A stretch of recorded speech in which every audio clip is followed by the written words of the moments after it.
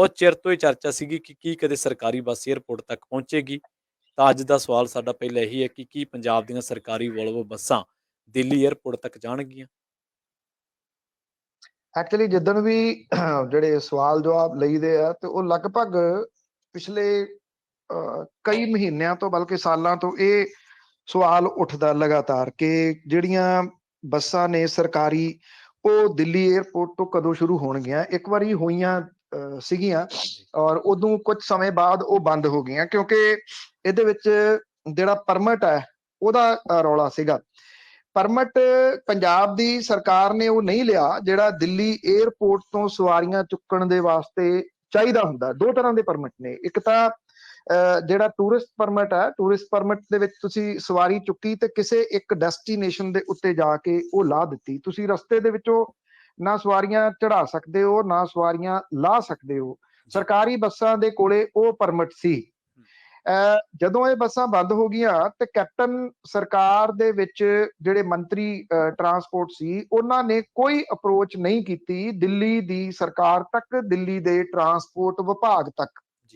Volvo ਬੱਸਾਂ ਲੈ ਲਈਆਂ, ਖੜੀਆਂ ਕਰ ਲਈਆਂ, ਸਰਕਾਰੀ ਪੈਸਾ ਸੀ, ਲੋਕਾਂ ਦਾ ਪੈਸਾ ਸੀ, ਉਹਨਾਂ ਦੇ ਸਿਹਤ ਦੇ ਉੱਤੇ ਕੋਈ ਅਸਰ ਨਹੀਂ ਹੋਇਆ। ਬਾਅਦ ਦੇ ਵਿੱਚ ਕੈਪਟਨ ਅਮਰਿੰਦਰ ਸਿੰਘ ਹੁਰੀ ਲਾਹ ਦਿੱਤੇ ਗਏ ਗੱਡੀਆਂ ਜਬਰੀ ਤੇ ਟਰਾਂਸਪੋਰਟ ਮੰਤਰੀ ਬਣੇ ਰਾਜਾ ਵੜਿੰਗ। ਰਾਜਾ ਵੜਿੰਗ ਹੁਰੀ ਅਰਵਿੰਦ ਕੇਜਰੀਵਾਲ ਦੇ ਘਰ ਦੇ ਬਾਹਰ ਜਾ ਕੇ ਧਰਨੇ ਤੇ ਵੀ ਬਹਿ ਆਏ। ਇੱਥੇ ਅੰਮ੍ਰਿਤਸਰ ਦੇ ਵਿੱਚ ਜਦੋਂ ਹੋਟਲ ਦੇ ਵਿੱਚ ਰੁਕੇ ਤੇ ਉੱਥੇ ਉਹਨਾਂ ਨੂੰ ਘੇਰਨ ਦਾ ਯਤਨ ਕੀਤਾ, ਟਵੀਟ ਕਰਦੇ ਰਹੇ ਕਿ ਬੱਸਾਂ ਜਿਹੜੀਆਂ ਉਹ ਚਲਾਓ। ਉਦੋਂ ਵੀ ਇਹ ਗੱਲ ਚੱਲਦੀ ਰਹੀ ਕਿ ਰਾਜਾ ਵੜਿੰਗ ਹੋਰਾਂ ਨੇ ਕੀ ਆਪਣੇ ਹਮਰਤਬਾ ਜਿਹੜੇ ਉੱਥੋਂ ਦੇ ਟਰਾਂਸਪੋਰਟ ਮਿਨਿਸਟਰ ਸੀ ਉਹਨਾਂ ਤੱਕ ਕੋਈ ਅਪਰੋਚ ਕੀਤੀ, ਉਹਨਾਂ ਤੱਕ ਕੋਈ ਉਹਨਾਂ ਨੇ ਜਾ ਕੇ ਗੱਲਬਾਤ ਕੀਤੀ, ਜਿਹਦਾ ਜਵਾਬ ਨਾ ਦੇ ਵਿੱਚ ਸੀਗਾ।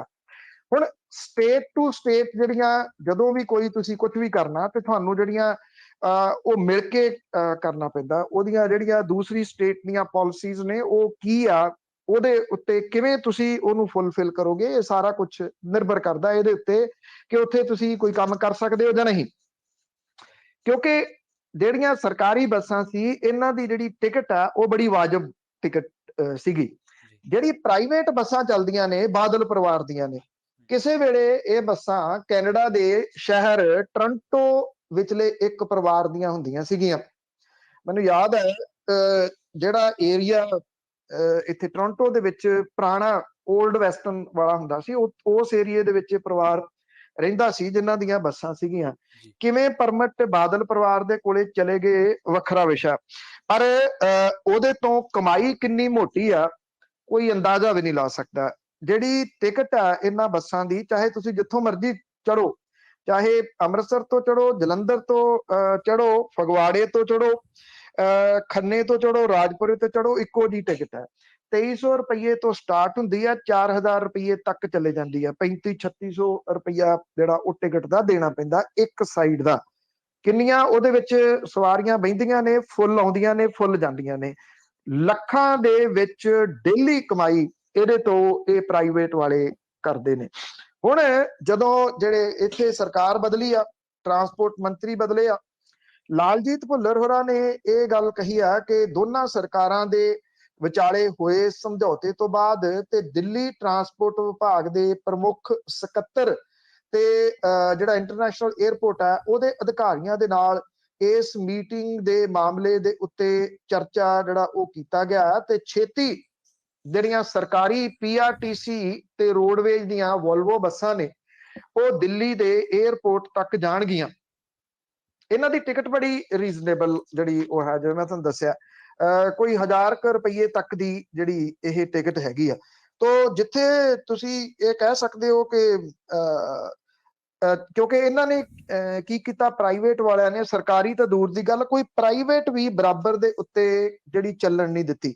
ਜੇ ਤੁਹਾਨੂੰ ਯਾਦ ਹੋਵੇ ਤਾਂ ਇੱਕ ਲੁਧਿਆਣੇ ਤੋਂ ਸੀ ਮੋਦਗਿਲ ਜਿਹੜੇ ਵਿਅਕਤੀ ਸਨ, ਉਹਨਾਂ ਨੇ ਬੱਸਾਂ ਚਲਾਈਆਂ ਸੀਗੀਆਂ ਪ੍ਰਾਈਵੇਟ 에ਅਰਪੋਰਟ ਤੱਕ, ਦਿੱਲੀ ਦੇ 에ਅਰਪੋਰਟ ਤੱਕ। ਉਹਨਾਂ ਨੂੰ ਚੱਲਣ ਨਹੀਂ ਦਿੱਤਾ ਸੀਗਾ ਔਰ ਉਹ ਬੱਸਾਂ ਤੋੜ ਦਿੱਤੀਆਂ ਸੀਗੀਆਂ ਉਸ ਵੇਲੇ। ਇੱਥੋਂ ਤੱਕ ਮਤਲਬ ਕਿ ਗੁੰਡਾਗਰਦੀ ਟਾਈਪ ਜਿਹੜੀ ਆ ਉਹ ਕਹੀ ਜਾ ਸਕਦੀ ਆ। ਹੁਣ ਇਹ ਕਾਨੂੰਨੀ ਅੜਚਣਾ ਖਤਮ ਹੋ ਜਾਣ ਦੀ ਆਸ ਹੈ ਬਹੁਤ ਜਲਦੀ, ਅਗਲੇ ਕੁਝ ਦਿਨਾਂ ਦੇ ਵਿੱਚ, ਤੇ ਇੰਟਰਨੈਸ਼ਨਲ 에ਅਰਪੋਰਟ ਦੇ ਉੱਤੇ ਪੰਜਾਬ ਸਰਕਾਰ ਦੀਆਂ ਜਿਹੜੀਆਂ ਬੱਸਾਂ ਨੇ ਉਹ ਜਾਂਦੀਆਂ ਦਿਸਣਗੀਆਂ, ਤੇ ਜਿਹੜੇ ਪ੍ਰਵਾਸੀ ਭਾਈਚਾਰਾ ਹੈ ਫਿਰ ਉਹਨਾਂ ਦੀ ਵੀ ਡਿਊਟੀ ਜਿਹੜੀ ਇੰਨੀ ਕੁ ਬਣੂਗੀ ਕਿ ਉਹ ਇਹਨਾਂ ਬਹੁਤ ਵਧੀਆ ਸ਼ਾਨਦਾਰ ਬੱਸਾਂ ਨੇ, ਪ੍ਰਾਈਵੇਟ ਵਰਗੀਆਂ ਬੱਸਾਂ ਨੇ, ਉਹਨਾਂ ਨੂੰ ਉਹ ਸਹਿਯੋਗ ਕਰਨ। ਕਿੰਨਾ ਸਹਿਯੋਗ ਮਿਲਦਾ, ਕਿੰਨਾ ਸਕਸੈਸਫੁਲ ਹੁੰਦੇ ਆ ਜੀ, ਇਹ ਬਾਅਦ ਵਾਲੀ ਗੱਲ ਹੈ। ਪਰ ਇਹ ਇੱਕ ਵੱਡੀ ਮੰਗ, ਤੁਸੀਂ ਕਿਹਾ ਸੀ ਕਿ ਆਹ ਧਿਰਾਂ ਜੁੜੀਆਂ ਨੇ, ਐਕਚੁਅਲੀ ਇਹ ਪ੍ਰਵਾਸੀ ਪੰਜਾਬੀਆਂ ਦੇ ਨਾਲ ਜੁੜਿਆ ਹੋਇਆ ਵੱਡਾ ਮਸਲਾ ਹੈ। ਜੀ, ਜੀ, ਬਿਲਕੁਲ, ਬਿਲਕੁਲ।